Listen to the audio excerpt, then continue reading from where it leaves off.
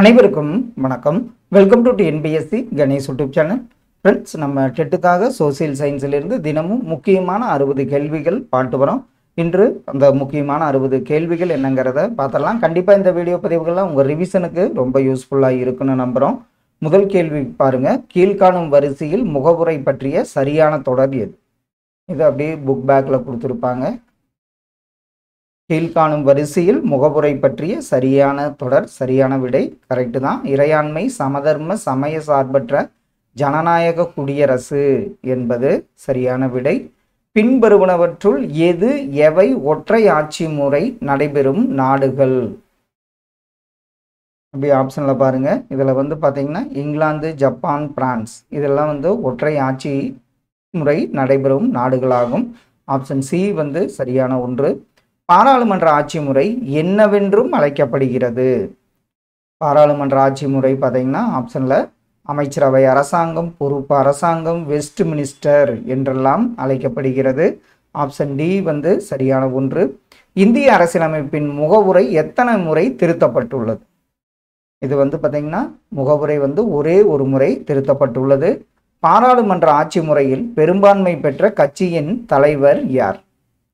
பாராளுமன்ற ஆட்சி முறையில் பெரும்பான்மை பெற்ற கட்சியின் தலைவராக இருப்பவர் பிரதமராவார்.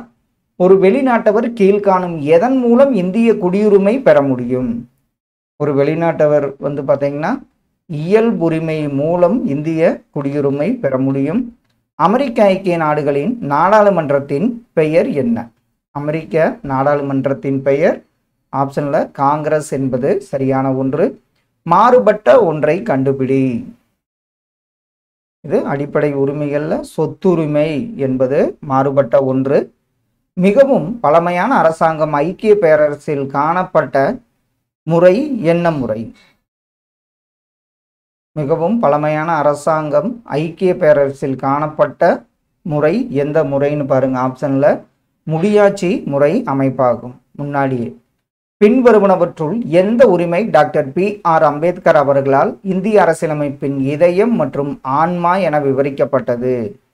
அது எந்த உரிமைன்னு பார்த்தீங்கன்னா ஆப்ஷனில் அரசியலமைப்புக்குட்பட்டு தீர்வு காணும் உரிமையை தான் அம்பேத்கர் அவர்கள் இந்திய அரசியலமைப்பின் இதயம் மற்றும் ஆன்மா என்றார்.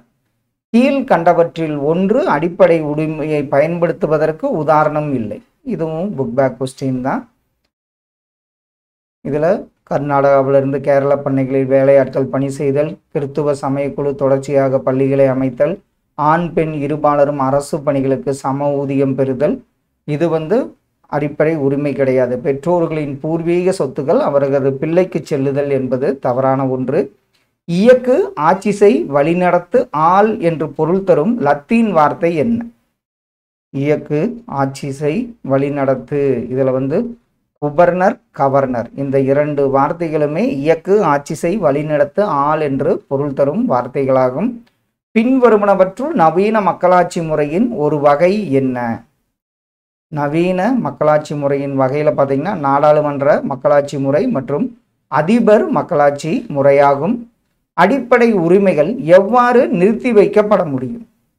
அடிப்படை உரிமைகளை பார்த்தீங்கன்னா தேசிய அவசர நிலையின் போது குடியரசுத் தலைவரின் ஆணையால் நிறுத்தி வைக்கப்பட முடியும். மத்திய பட்டியலில் எத்தனை துறைகள் உள்ளன? மத்திய பட்டியலில் பார்த்தீங்கன்னா 100 துறைகள் உள்ளன. நமது அடிப்படை கடமைகளை எந்த நாட்டிடமிருந்து பெற்றோம்? நமது அடிப்படை கடமைகளை பார்த்தீங்கன்னா ரஷ்யா அரசியலமைப்பிலிருந்து பெற்றோம். மாநில பட்டியலில் எத்தனை துறைகள் உள்ளன? மாநில பட்டியலில் பார்த்தீங்கன்னா 61 துறைகள் உள்ளன. எந்த பிரிவின் கீழ் நிதிநிலை அவசர நிலையை அறிவிக்க முடியும்? எந்த பிரிவுன்னு பார்த்தீங்கன்னா பிரிவு 360 கீழே நிதிநிலை அவசர நிலையை அறிவிக்க முடியும். எந்த குழுக்கள் அல்லது கமிஷன்கள் மத்திய மாநில உறவுகள் பற்றி பரிந்துரை செய்தன? மத்திய மாநில உறவுக்கு என்னென்ன குழுன்னு பார்த்தீங்கன்னா உங்களுக்கு சர்க்காரியா குழு மற்றும் ராஜமன்னார் குழு என்பது சரியான விடை. பொதுப்பட்டியலில் எத்தனை துறைகள் உள்ளன? பொதுப்பட்டியலில் பார்த்தீங்கன்னா 52 துறைகள் உள்ளன.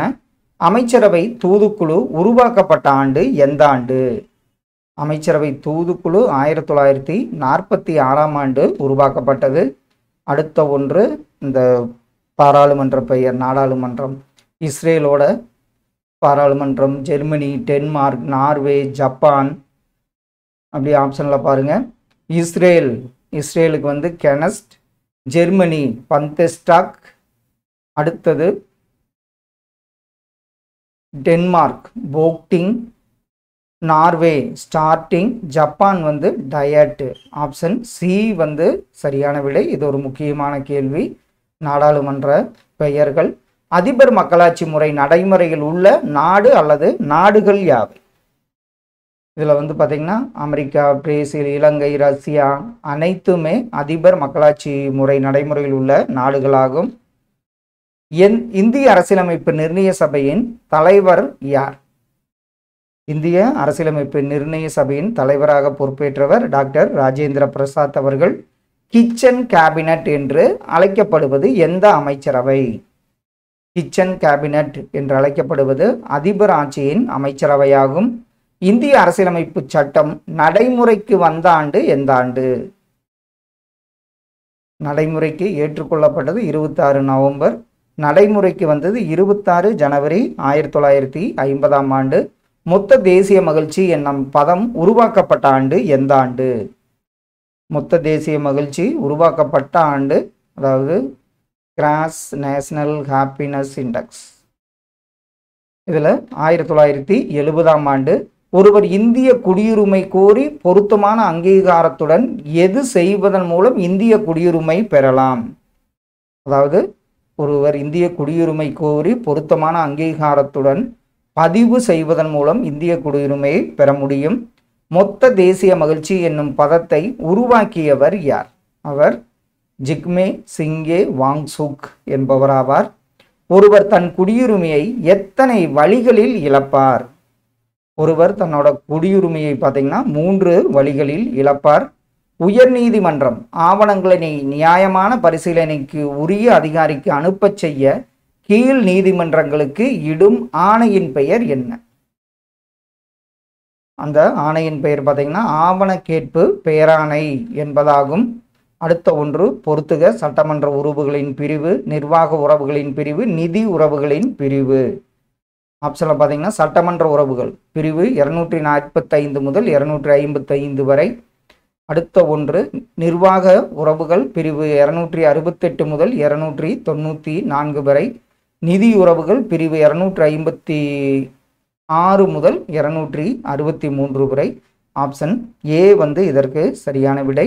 1985ஆம் ஆண்டு திட்டக்குழுவினால் நிறுவப்பட்ட குழுவின் பெயர் என்ன? 1985 திட்டக்குழுவினால் நிறுவப்பட்ட குழு ஜிவிகே ராவ் குழு என்பதாகும். ஜிவிகே ராவ் குழு. சட்டத்திற்கு புறம்பாக ஒருவர் கைது செய்யப்படுவதிலிருந்து எது பாதுகாக்கிறது? எந்த ஆணை, பேராணை? சட்டத்திற்கு புறம்பாக ஒருவர் கைது செய்யப்படுவதிலிருந்து ஆட்கொணர்வு நீதி பேராணை பாதுகாக்கிறது. எந்த காலத்தில், யார் காலத்தில் இருந்த உள்ளாட்சி அமைப்பு பற்றி உத்தரமேரூர் கல்வெட்டு தெரிவிக்கிறது? அது வந்து மறக்க மாட்டோம், சோழர் காலம் என்பது சரியான விடை. மற்ற அடிப்படை உரிமைகளையும் சில குறிப்பிட்ட ஆணைகளை பிறப்பிப்பதன் மூலம் தடை செய்யலாம். ஆப்ஷனில் பார்த்தீங்கன்னா மற்ற அடிப்படை உரிமைகளையும் குடியரசுத் தலைவர் சில குறிப்பிட்ட ஆணைகளை பிறப்பிப்பதன் மூலம் தடை செய்ய முடியும். 73 மற்றும் 74வது அரசமைப்பு திருத்தச் சட்டங்கள் எந்த ஆண்டில் நடைமுறைக்கு வந்தன? அந்த ஆண்டு 1992ஆம் ஆண்டு. முக்கியமான கேள்வி. இந்திய அரசியலமைப்பின் எந்த பகுதி இந்தியாவின் மகாசாசனம் என அழைக்கப்படுகிறது?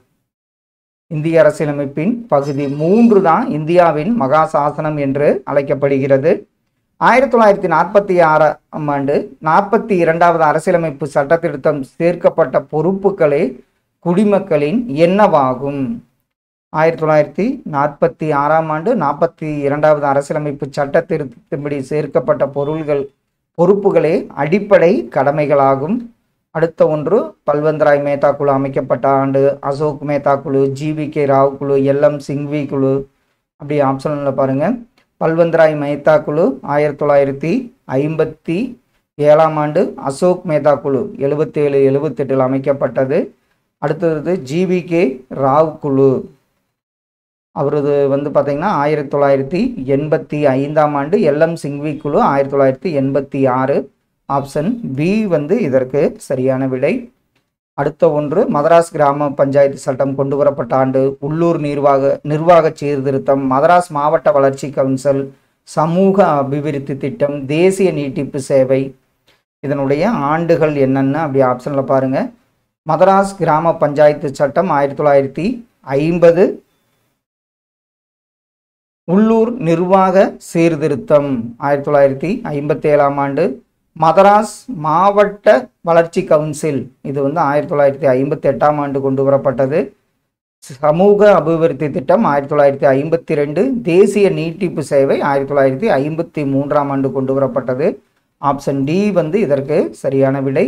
உள்ளாட்சி அமைப்புகளின் தந்தை என அழைக்கப்பட்டவர் யாருன்னு பார்த்தீங்கன்னா ரிப்பன் பிரபு அவர்கள். நமது விடுதலை போராட்டத்தின் போது மறுசீரமைப்பு என்பது என்னவாக விளங்கியது? நமது விடுதலை போராட்டத்தின் போது மறுசீரமைப்புங்கிறது பஞ்சாயத்தாக விளங்கியது. அடிப்படை கடமைகளின் புதிய பகுதி எந்த ஒரு பிரிவை கொண்டது? அடிப்படை கடமைகளின் புதிய பகுதியின் பிரிவு என்ன? அது வந்து பார்த்திங்கன்னா சட்ட திருத்தம் 51A கீழ் கொண்டு வரப்பட்டது. யார் ஊராட்சிகளின் ஆய்வாளராக செயல்படுகிறார்? ஊராட்சிகளின் ஆய்வாளர் யாருன்னு பார்த்தீங்கன்னா மாவட்ட ஆட்சியர் அவர்கள். 1919 குழாய் மூலம் குடிநீர் விநியோகம் செய்யும் முறையினை செயல்படுத்தியவர் யார்? அவர்தான் தந்தை பெரியார் அவர்கள்.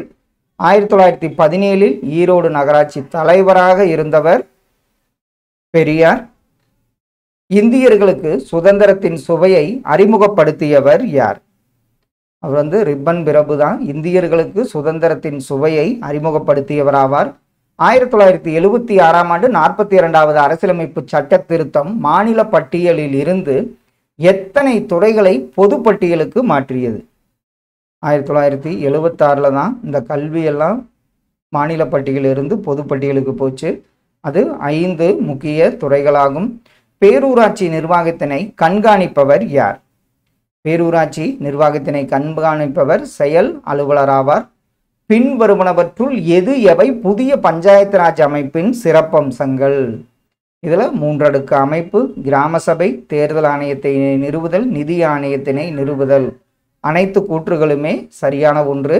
ஒரு வருடத்தில் எத்தனை முறை கிராம சபை கூட்டங்கள் நடத்தப்படும்? முதல்ல புக்கு வந்தப்ப 4, இப்போ வந்து 6 முறை வந்து நடத்தப்படுகிறது. இந்தியாவின் ஆன்மா கிராமங்களில் வாழ்கிறது என்று கூறியவர் யார்? அவர் காந்தியடிகள் என்பது சரியான விடை. வாக்களிக்க தகுதியான வயது எவ்வளோன்னு பார்த்தீங்கன்னா இதெல்லாம் ஒரு பேசிக்காக 18 வயது பூர்த்தி அடைய வேண்டும். தமிழ்நாட்டில் உள்ள மாநகராட்சிகளின் எண்ணிக்கை எவ்வளவு? தமிழ்நாட்டில் 25 மாநகராட்சிகள் உள்ளன. மாநகராட்சியின் தலைவர் யார்? மாநகராட்சியின் தலைவராக இருப்பவர் மாநகர தந்தை இல்லை மேயர் என்று அழைக்கப்படுகிறார். உள்ளாட்சி அமைப்புகளுக்கான தேர்தலை நடத்தும் அமைப்பு இது அடிக்கடி கேட்டிருக்காங்க. அது வந்து மாநில தேர்தல் ஆணையமாகும். காந்தியின் சுயராஜ்ய கிராமம் எப்படி இருக்க வேண்டும் அவர் வந்து விரும்பினார்னு பார்த்தீங்கன்னா காந்தியின் சுயராஜ்ய கிராமம் சுய சார்புடையதாக இருக்க வேண்டும் என விரும்பினார்.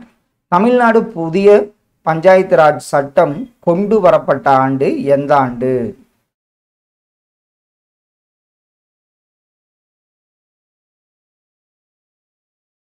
கொண்டு வரப்பட்ட ஆண்டு பார்த்தீங்கன்னா 1994ஆம் ஆண்டு கொண்டு வரப்பட்டது. ஊரக உள்ளாட்சி அமைப்பில் வரி விதிக்கும் அதிகாரத்தை பெற்ற அமைப்பு எந்த அமைப்பு? ஊரக உள்ளாட்சி அமைப்பில் வரி விதிக்கும் அதிகாரத்தை பெற்றது கிராம ஊராட்சி என்பது சரியான விடை.